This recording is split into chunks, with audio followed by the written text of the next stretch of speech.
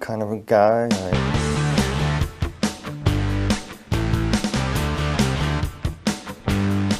drank a lot and partied a lot, and I was moved to Tucson, Arizona, and I was working at a construction site, and one of the guys brought some water from Mexico that was contaminated, and I ended up drinking it by accident. Got real sick, contracted cholera, and within about 72 hours I was flat on my back and basically dehydrated. That's when I passed away. I noticed that when I passed on that, of course, I wear glasses and I'm very nearsighted. I noticed that, first thing I noticed is that I wasn't wearing my glasses and I could see clearly across the room. And when I turned my head, I noticed that my body wasn't moving. And I was lifted right out of my body and hovered over my body, looking down at myself and looking around. And next thing I knew, I went through the ceiling of the room I was in, and I was transported into a very, very, very black, dark void.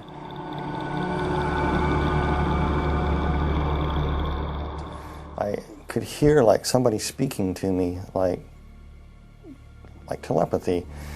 And it was explaining to me many, many things that I no longer remember, but most of the idea was explaining to you the whys of life, why there was evil in the world, why this, why, people have questions all the time.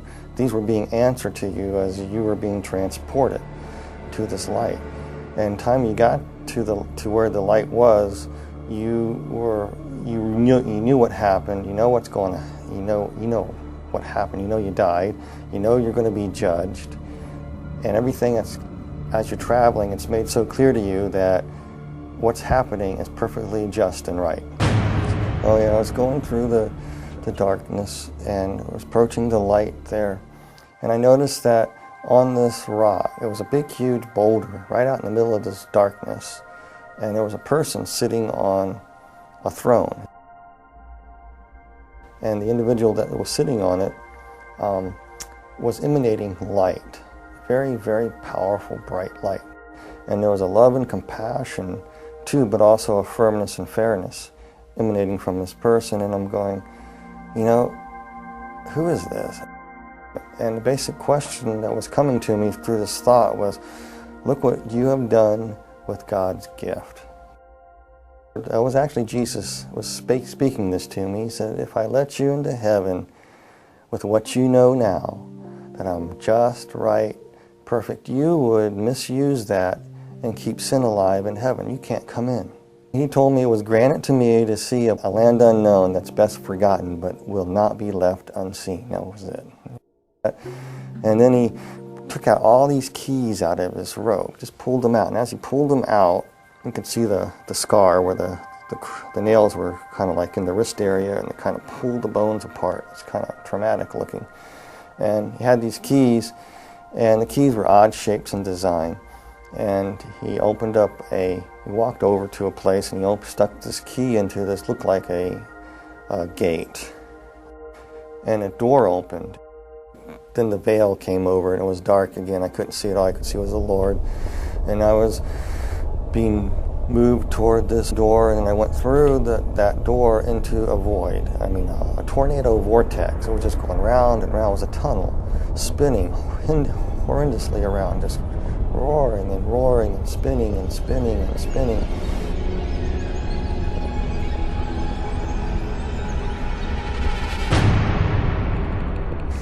And it smelled horrible. I could hear these screeches and noises and sirens.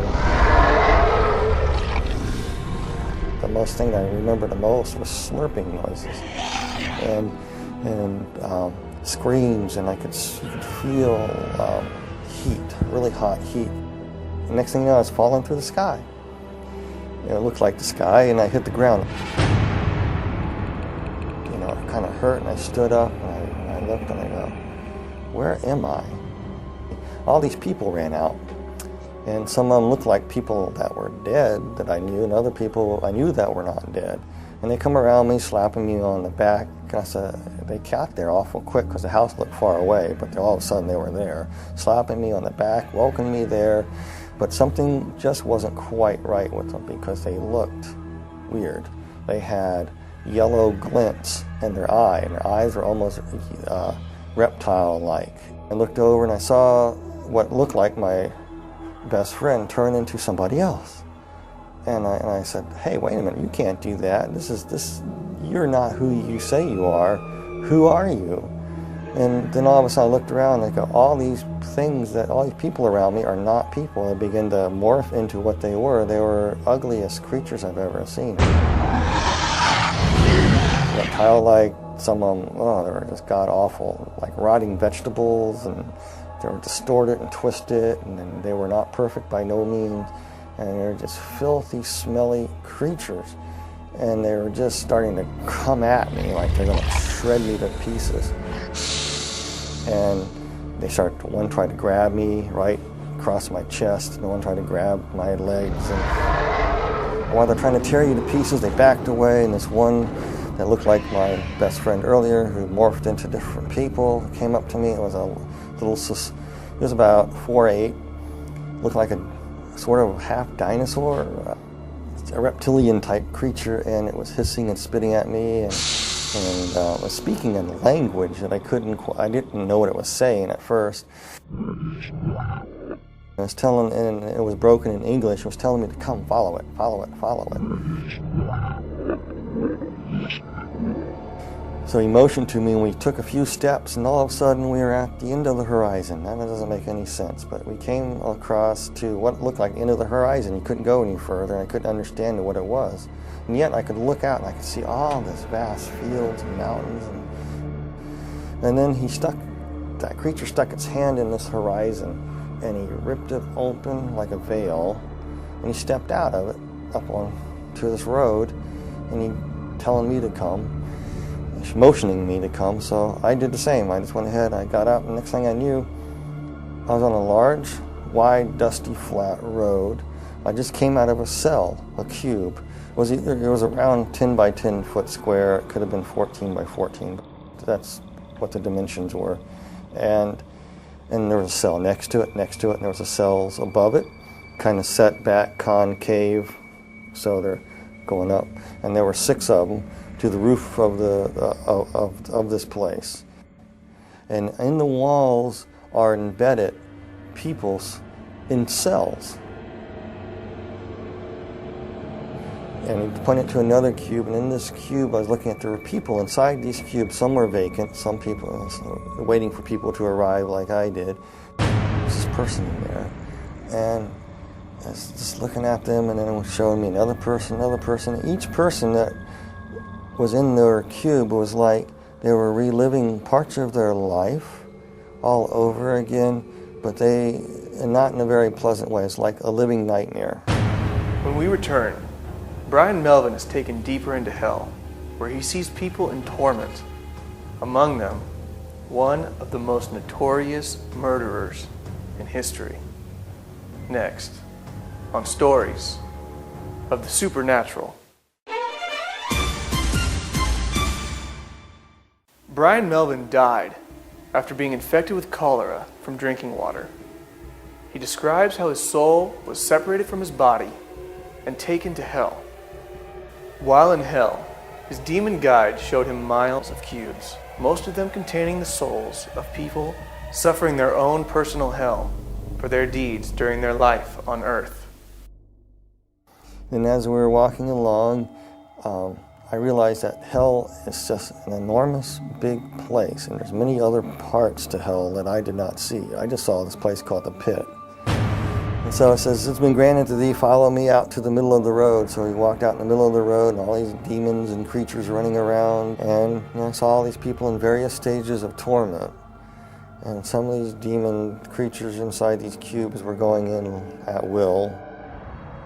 And they would be attacking people in various ways. But to the people, they look like other people, or times in their lives, or they look like demons. Whatever their worst nightmare was is basically what they were living. We walked along to another cube, looked inside of another individual that was there, and it reminded me of an old sailing ship. And this guy used to be a captain of the ship, and he was being flogged. Things that he did on this old sailing ship. He did it for pleasure for these people because it was his ship, and he liked to be mean to his crew, and it was being meted back to him. I noticed this being, this creature looking at me. It was in a cube at first, and the person who was looking at this creature is one of those tall creatures with the faces that went around, but it was of a beautiful purplish color in a way, kind of a beautiful creature, but hideous at the same time. And with its faces revolving around, very seductive, very, very flattering, very, very persuasive. It would try to plant thoughts in your mind, trying to tell you, why would such a good God allow people to suffer like this? It was trying to get me to curse God. I really don't know who the demon creature was. I know he had great power and authority. He either was the second in command or he could have been Satan himself. This one vortex was spinning, and a lady that had just died in a car wreck came through, and she was deposited right there. And I saw her as she arrived, and inside her cube, she saw it as the illusion of her grandmother's farm, her grandparents' farm that she loved so well as when she was growing up. And her grandmother recently passed away too, so she got in this cube, and immediately she thought she was in heaven because there was her grandmother waiting there welcoming me. The grandmother that was actually a demon that gave the illusion of being the grandmother said, "Dear Pudding, you made it to heaven. I'm so glad you're here." And she really thought that she was in paradise. But there was a darker side to her. She would make her children be what she wanted. Her children wanted something else. She wanted them to be this. And if they didn't do it her way, it was the fist. It was verbal abuse. It was cutting down. So as she sat down, I was watching it, and the tree's limbs just grabbed her. And then she realized she was not in paradise. And as we passed some cubes, there were people inside, and they were trapped in flames. And it was like their skin was still intact, but they were burning. And there was an individual, and he was playing pool. And this guy was a child serial killer, but he lived in the 1940s. But he was in this pool hall playing this pool before the punishments would commence again. He thought he had a break. And then these people in there would torment him and come and run and just grab him and tear him up. And out of the sky, I could see this big demon coming down. It reminds me of a snake. He just gobbled him and swallowed him. Then all these other little demons came up and said, that's no fair. We didn't have our chance with him yet. Regurgitated him back up. He was whole. I know this sounds really bizarre, but that's what happened. Then all the other little demons, little teeny things, about 3 foot tall, just jumped on him. And he was powerless. And they were beating him and clawing him. And there was no rest for this guy whatsoever after that. It was constant torment. Everything that he ever done was being justly put back to him. I came to a cube, and I was looking at this, and this was a woman. She was dressed in fine garb. She was a temple prostitute, basically what it was. And she was somebody who died in Corinth around 69 AD.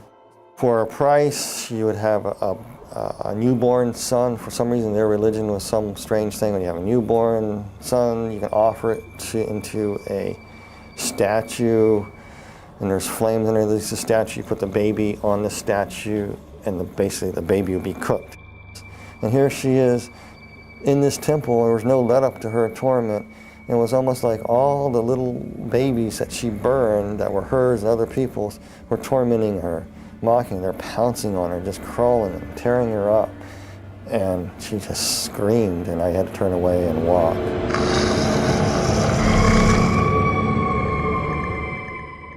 There was an individual that she practiced the black dark craft. She was a witch. I just knew that she was a witch, but she died many hundreds of years ago. But she was trapped in a coffin, scratching, trying to get out. She couldn't get out. She was in that position for years and years and years and years, hundreds of years. And then finally, when she got it open, all the demons would pounce on her. I walked on to another cube. We looked in this other cube on this row, and there was another lady. And she believed that Mother Earth could save her. And then if she honored the trees and the rocks, and she was into this nature thing, and part of their religious practice that she would practice would be getting out in the fields and dancing around a fire with a bunch of other people doing the same. the people that she thought that she was with were actually demons, and they would come up to her and say, "You did this." They pick up a stone. You say, "The stone will save you here," and they smacked her with it. So she was standing there, and the demons reached down there and reached in her mouth, ripped out her tongue and part of her thing, and says, "You talk bad? Oh, the stones are not going to save you. Nobody can save you." Then they ripped off her, just actually took her skin and just peeled it off. It was really slow and agonizing to shreds. It done nothing to the skeletons. Then they took the bones and broke the bones. And she felt everything. Then her body would come back together. The flesh would come back together. And she'd be whole again. And it would start all over again. A different scene would happen. And some of the cruelest people on earth were in these. You know, some people, I don't like to say names of people or anything like that, but I will, you know, this one particular individual is definitely there, and everybody knows who it is. It's Adolf Hitler. Hitler was sitting in a cube. The cube was open, and it was just burning flames. He's just sitting there burning. And his flesh wasn't burning, and he had this hideous look on his face. And he was, as he was burning, the flesh would be rotting, and he was feeling every bit of it. It was almost like every oven of the gas, of the concentration camps, all the tortures that went on there were being meted back to him in one intense flaming bit of stoked up white hot heat that would rot his flesh away at the same time, make him ashes, come back. He was just being tormented like that. He was just, I remember having this weird look on his eyes. It was just angry, vicious anger.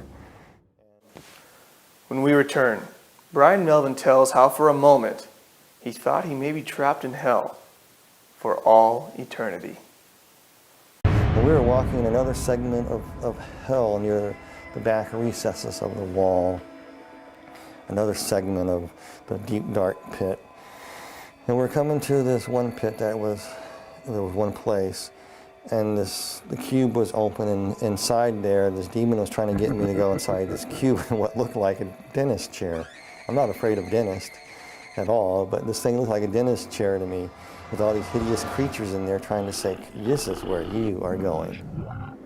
And they want you in this cube here." And they were trying to get me in there, and I didn't want to go. And this part is very hard for me, because you got to understand, you are so scared, and this whole time you're there, you're just saying, "Jesus Christ, Jesus Christ, Jesus Christ." By that time, I was probably saying Jesus Christ so fast, Jesus Christ so fast, that it was a blur. That's all I can say. They wanted me in this cube, and I was scared. I didn't want to go in this thing. And like I said, throughout the whole time, you felt a connection with somebody from above, the Lord. And then all of a sudden, you could feel something coming for you. I was so petrified, I couldn't distinguish what it was. You could feel the footsteps walking behind you, and the ground thundering. And as it closer, whatever it was walking behind me, and I was too scared to turn away to see who it was, because I didn't want these things to rush me and grab me. And all of a sudden, they started coming toward me. And then the presence got right behind me, and they all scattered. And that purplish, big, tall, demonic creature, the regal creature, kind of backed slightly away and kind of bowed and kind of walked out, just kind of slithered on into the mist, into the darkness of hell. And the Lord was carrying me up.